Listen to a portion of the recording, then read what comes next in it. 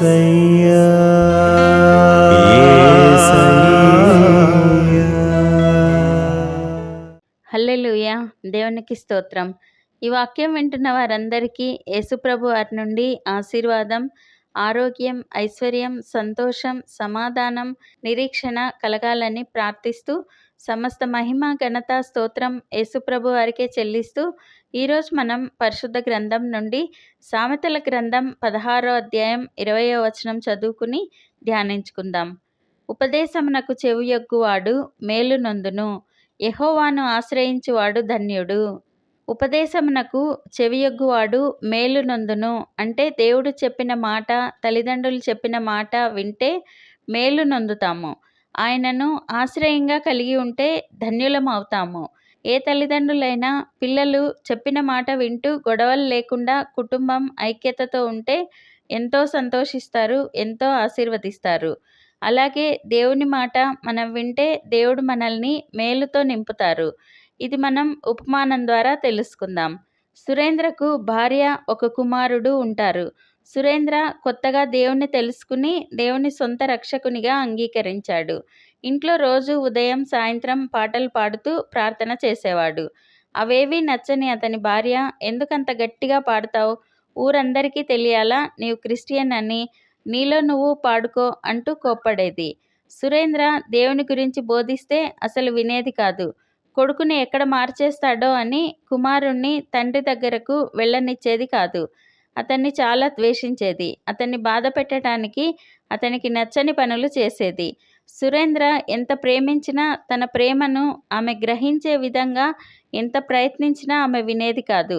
అయినా సురేంద్ర ఎలాగైనా భార్యను మార్చాలని ప్రయత్నిస్తూ ఉండేవాడు. ఇలా కొంతకాలం గడవగా అతని భార్యకు ఆరోగ్యం బాలేక అవస్థపడసాగింది. అతను సాయం చేయబోయినా హాస్పిటల్కు తీసుకువెళ్తానన్నా వచ్చేది కాదు. ఒకసారి స్పృహ తప్పి పడిపోయిన భార్యను సురేంద్ర హాస్పిటల్లో చేర్పించి ట్రీట్మెంట్ ఇప్పించగా ఆమెకు హై బీపీ అని డాక్టర్స్ చెప్తారు. ఆమె కోలుకుని డిశ్చార్జ్ అయ్యే వరకు సురేంద్ర దగ్గరుండి ప్రేమగా చూసుకోగా అతను చూపించే ప్రేమకు ఆమె, ఇతనికి ఇంత ఓర్పు, సహనం, ప్రేమ ఎక్కడ నుండి వచ్చాయి, నేను ఎంత ద్వేషించినా పట్టించుకోకుండా ఇలా ఎలా ప్రేమిస్తాడు అని క్రమంగా తను కూడా ద్వేషాన్ని విడిచి ప్రేమతో ఉండసాగింది. కుమారుణ్ణి కూడా తండ్రి వద్దకు వెళ్ళనిచ్చేది. క్రమంగా ఆమె కూడా యేసుప్రభు వారిని నమ్ముతూ విశ్వాసంలో బలపడసాగింది.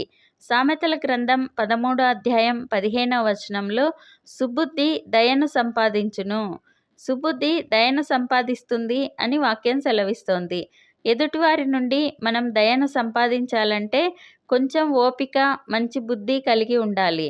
దేవుణ్ణి ఎరగని మన కుటుంబ సభ్యులు కానీ, బంధువులు కానీ, స్నేహితులు కానీ వారికి తెలియక ద్వేషించినా, మనల్ని దూషించినా, నిందించినా మనం వారిలా ప్రవర్తించక దేవుని ప్రేమను కనపరిస్తే క్రమంగా వారు దేవుని వద్దకు వస్తారు. మనం ఉపమానంలో తెలుసుకున్న సురేంద్ర కూడా భార్య దేవుని ప్రేమను గుర్తించి దేవుని తెలుసుకునే వరకు తను ప్రేమను చూపించటం, దేవుని గురించి బోధించటం విడవలేదు. కుటుంబంలో స్త్రీలు మారితే కుటుంబం మారటం సులభం, కానీ కుటుంబంలో పురుషుడు మారితే తన భార్య పిల్లలను మార్చుకోవటం చాలా కష్టంగా ఉంటుంది. దేవుడు సృష్టిని మొదలుపెట్టినప్పుడే ఆదాము, హవ్వ మాట విన్నాడు. కానీ పురుషులు దేవుని ప్రేమను ఓర్పుగా చూపగలిగితే తమ కుటుంబాన్నే కాకుండా ఎన్నో కుటుంబాలను దేవుని వైపుకు తిప్పగలరు. కాబట్టి మనం కూడా ఓర్పుతో మనం దేవుని గురించి చెప్పే మాటలు వినే వరకు ఎదురు చూడాలి. అలా ఒకసారి దేవుని మాట విన్నారా ఎంతో గొప్ప మేలును, నిత్య జీవాన్ని పొందుకున్న వారవుతారు. ప్రార్థన చేసుకుందాం. ప్రభువా, దేవా, సర్వాధికారి తండ్రి, మీ పరిశుద్ధ పాదాలకు వందనాలు, స్తుతులు, స్తోత్రాలు నాయనా. మీరు మా జీవితాల్లో జరిగించిన మేలులన్నింటికీ వందనాలయ్యా. మీ మాటలు వినువారు, మిమ్మల్ని ఆశ్రయించువారు మేలును, ధన్యతను పొందుకుంటారు అని తెలుపుతున్న దేవా వందనాలయ్యా. మేమందరం ఓర్పుగా మీ గురించి ప్రకటించే శక్తినిచ్చి ఆశీర్వదించండి. ఈ ప్రార్థనలో పాల్గొనే వారిని ఆశీర్వదించండి.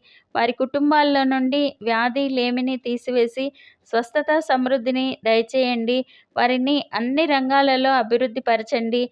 వారి ఆశలు అవసరతలు అన్నీ తీర్చండి. మేమందరం ఈ దేశానికి ఈ ప్రపంచానికి ఆశీర్వాదకరంగా ఉండులాగున ఆశీర్వదించమని నజరేయుడైన యేసుక్రీస్తు నామంలో ప్రార్థిస్తున్నాం తండ్రి. ఆమెన్. ప్రతిరోజు మీ కామెంట్స్ చూస్తున్నాము. మీకోసం కూడా రోజు ముమ్మారు ప్రార్థిస్తున్నాము. భయపడకండి, దిగులు పడకండి, కృంగిపోకండి. యేసుప్రభు వారు తప్పక విడుదలనిస్తారు. ఆయన మహాకృప మనతో ఎల్లప్పుడూ ఉంటుంది. Amen. Thank you Jesus. God bless you. మేము మా ఛానల్లో అందించిన ఇతర వీడియోలను కూడా తప్పకుండా చూసి మీ మిత్రులకు షేర్ చేయగలరు. ఇప్పటివరకు మా ఛానల్ సబ్స్క్రైబ్ చేయకుంటే వెంటనే సబ్స్క్రైబ్ చేసి కొత్త వీడియోల నోటిఫికేషన్స్ కోసం సబ్స్క్రైబ్ బటన్ పక్కనే ఉన్న బెల్ గుర్తును క్లిక్ చేయండి. అందరికీ వందనాలు. మెతుషెల జీవితానికి సంబంధించిన మరో గొప్ప మిస్టరీ అతని పేరులో దాగి ఉంది.